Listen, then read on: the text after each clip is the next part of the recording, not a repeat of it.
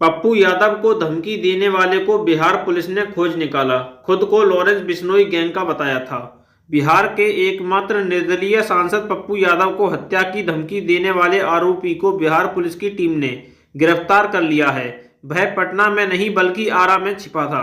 Bihar police ने वैज्ञानिक अनुसंधान के जरिए उसे ढूंढ निकाला। उसकी पहचान आरा के डुमरिया शाहपुर निवासी राम बाबू राय के रूप में हुई है। एक दिन पहले ही उसने खुद को लॉरेंस बिश्नोई गैंग का सदस्य बताया था। पप्पू यादव को हत्या की धमकी दी थी। इसके बाद पप्पू यादव ने इसकी शिकायत पूर्णिया पुलिस से की। उपराष्ट्रपति धनखड़ ने संसद में जारी हंगामे की तुलना मर्फी के नियम से की। विपक्ष पर साधा निशाना। संसद के शीतकालीन सत्र का एक और दिन हंगामे की भेंट चढ़ गया। राज्यसभा सभापति जगदीप धनखड़ ने हंगामे पर निराशा जाहिर की और संसद में जारी हंगामे की तुलना मर्फी के नियम से की। मर्फी का नियम कहता है कि जो कुछ भी गलत हो सकता है वह गलत ही होगा। धनखड़ ने कहा कि एक एल्गोरिदम मौजूद है जो सदन का संचालन नहीं होने दे रहा है। राजधानी लखनऊ निवासी ग्रुप कैप्टन शुभांशु शुक्ला ने अमेरिका के नासा में प्रशिक्षण का पहला चरण सफलतापूर्वक पूरा कर लिया है। भारतीय अंतरिक्ष अनुसंधान संगठन इसरो ने शुक्रवार को अपने एक्स हैंडल पर जानकारी दिया कि इसरो और नासा के संयुक्त मिशन एक्सियोम 4 के लिए प्रशिक्षण का पहला चरण पूरा हो चुका है। साल की शुरुआत में भारत आएंगे रूसी राष्ट्रपति पुतिन। प्रधानमंत्री मोदी ने भेजा है न्योता। राष्ट्रपति व्लादिमीर पुतिन अगले साल की शुरुआत में भारत का दौरा करेंगे। हालांकि अभी तक पुतिन के दौरे की तारीख तय नहीं है। रूसी राष्ट्रपति भारतीय प्रधानमंत्री नरेंद्र मोदी को न्योते पर भारत आ रहे हैं। रूसी दूतावास ने यह जानकारी दी है। के प्रवक्ता यूरी उसाकोव ने मीडिया से बात करते हुए कहा कि हमारे नेता की साल में एक बार बैठक करने का समझौता है। इस बार हमारी बारी है। हमें प्रधानमंत्री मोदी का न्योता मिला है और हम इस पर गंभीरता से विचार कर रहे हैं। अगले साल की शुरुआत में कोई तारीख तय हो सकती है। आदमी पार्टी में शामिल हुए अवध ओझा दिल्ली सरकार की शिक्षा क्रांति से हुए प्रभावित। जाने माने एजुकेटर और मोटिवेशनल स्पीकर अवध ओझा आज आम आदमी पार्टी में शामिल हो गए हैं। पार्टी मुख्यालय में उन्होंने अरविंद केजरीवाल और मनीष सिसोदिया की मौजूदगी में पार्टी सदस्यता ली।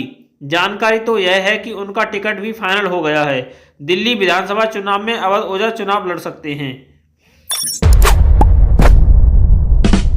पाकिस्तानी नौसेना की बढ़ती ताकत पर नेवी चीफ ने जताई हैरानी। बोले अपने लोगों की भलाई की बजाय हथियार चुने। नौसेना के प्रमुख एडमिरल दिनेश के त्रिपाठी ने सोमवार को नई दिल्ली में एक प्रेस वार्ता की। नौसेना प्रमुख ने पाकिस्तानी नौसेना की बढ़ती ताकत पर हैरानी जताई।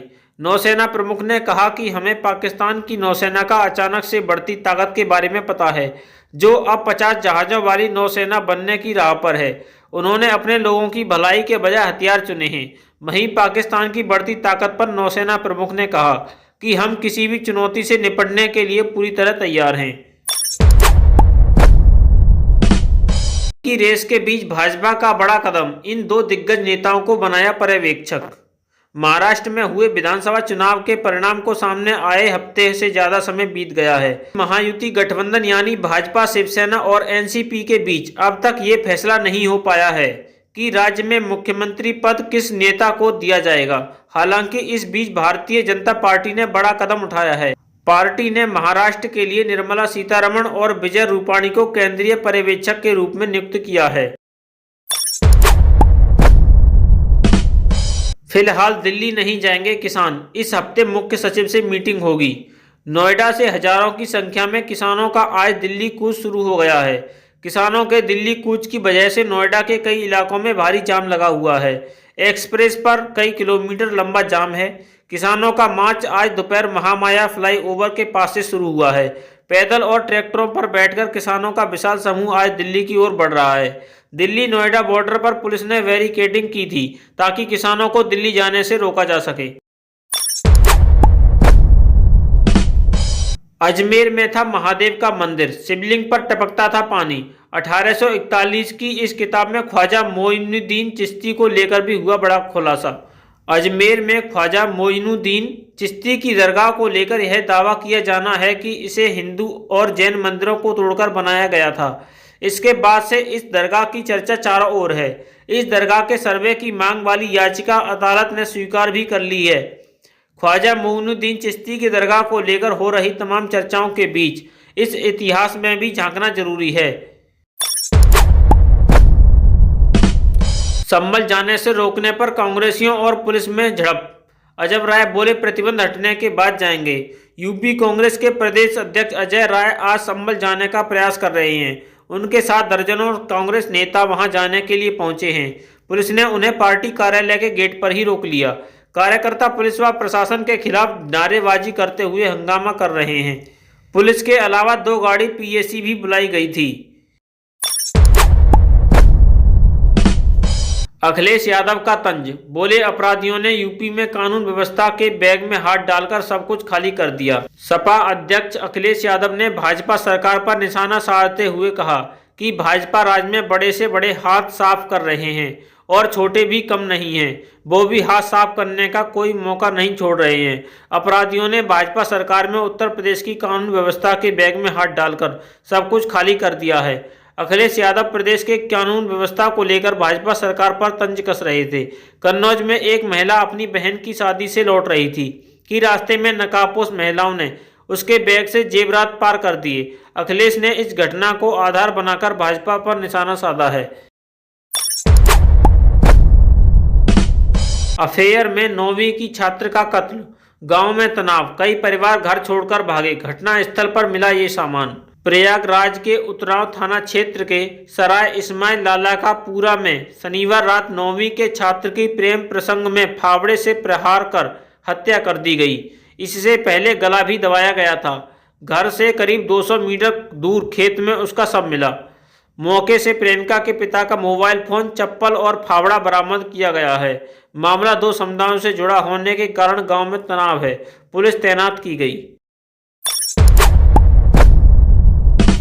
बरेली में निजी विश्वविद्यालय के हॉस्टल में छात्रा ने की आत्महत्या। अंग्रेजी में सुसाइड में लिखी ये बातें। उत्तर प्रदेश के बरेली जिले में निजी विश्वविद्यालय के छात्रावास में एक छात्रा ने आत्महत्या कर ली। इस छात्रावास में सप्ताह भर बाद ही आत्महत्या का एक और मामला सामने आने से सनसनी फैल गई है। शाहजहांपुर जिला के खूंटा थाने के गांव बजरिया निवासी निहारिका सिंह का शव उसके कमरे में सोमवार सुबह फंदे पर लटका। चीफ प्रॉक्टर के दुबे ने सूचना दी थी। बिथरी थाना प्रभारी अभिषेक सिंह पुलिस टीम के साथ मौके पर पहुंचे। ऐसी कार्रवाई होगी, उपद्रवी हमेशा याद रखेंगे। डीएम बोले, हर चेहरे की गंभीरता से कराई जा रही पहचान। जामा मस्जिद सर्वे के दौरान हुए 24 नवंबर के उपद्रव को लेकर प्रशासन भी सख्त रूप अपनाएगा। जहां एक ओर सरकारी व गैर सरकारी संपत्ति के नुकसान की भरपाई की जाएगी, वहीं दूसरी ओर सख्त कार्रवाई भी अमल में लाई जानी तय है।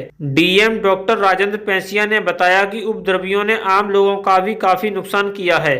सरकारी संपत्तियों को भी क्षति पहुंचाई है। इन सभी नुकसान की भरपाई कराई जाएगी। मौसम विभाग ने बता दिया, इस दिन से पड़ेगी कड़ाके की ठंड, रातें होंगी और सर्द, पड़ेगा घना कोहरा। अवध क्षेत्र में मौसम को लेकर बड़ा अपडेट है। 2 दिन बाद पूर्वाई चलने से यहां के मौसम में बदलाव देखने को मिल सकता है।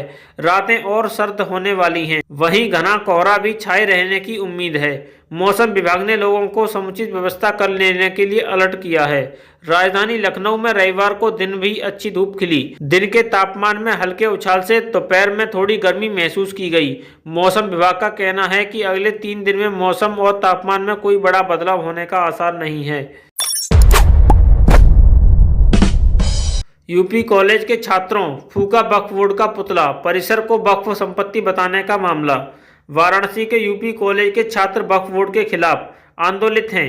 उनका गुस्सा थमता नजर नहीं आ रहा है। आज छात्रों ने यूपी कॉलेज परिसर में मार्च निकाला और वक्फ बोर्ड का पुतला फूंककर विरोध दर्ज किया। मामले पर गौर करें तो वर्ष 2018 में वसीम अहमद द्वारा परिसर में स्थित मस्जिद सहित पूरे कॉलेज को वक्फ संपत्ति होने का दावा करते हुए वक्फ बोर्ड कार्यालय को आवेदन दिया गया।